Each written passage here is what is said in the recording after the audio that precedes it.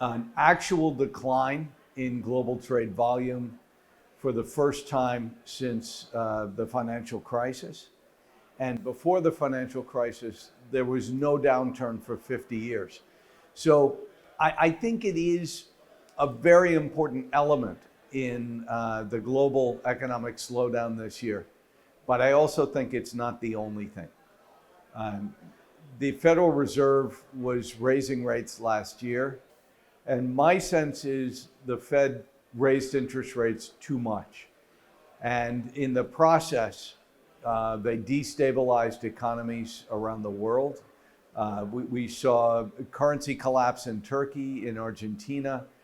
We saw central banks that wanted to avoid that problem tighten aggressively. And as a result, I think we had too much monetary restraint. So the most important thing this year is that the Fed is easing and that other central banks can ease as well. If the trade dispute were settled, then I think what probably happens is we get some marginal benefit from that, but it's probably not major. And the reason is that the Chinese economy was slowing already. And when you look, for example, at German manufacturing and their reliance on heavy equipment sales to China, that's not going to change very much, even if we get a trade deal. I don't think we will get a trade deal. And partly it's because of the election. Trump desperately wants a deal, but it has to be a good one. If it's not a good deal, then his opponent is going to use it against him. At the same time, the Chinese have already said they don't think they can do a complete trade deal while Trump is the president of the US. So I think the answer is they talk and talk and talk and get nowhere.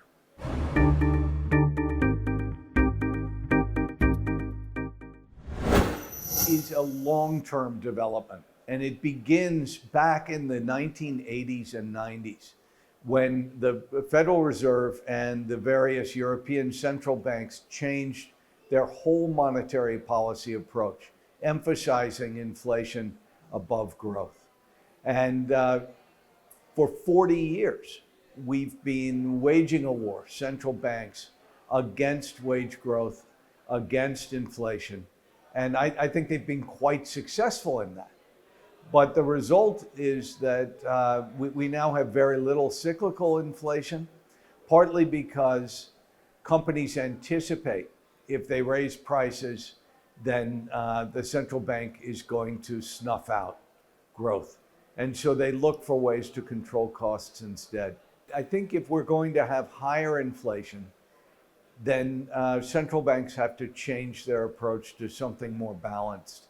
They have to understand that inflation is too low and maybe stop fighting quite so hard to keep it low.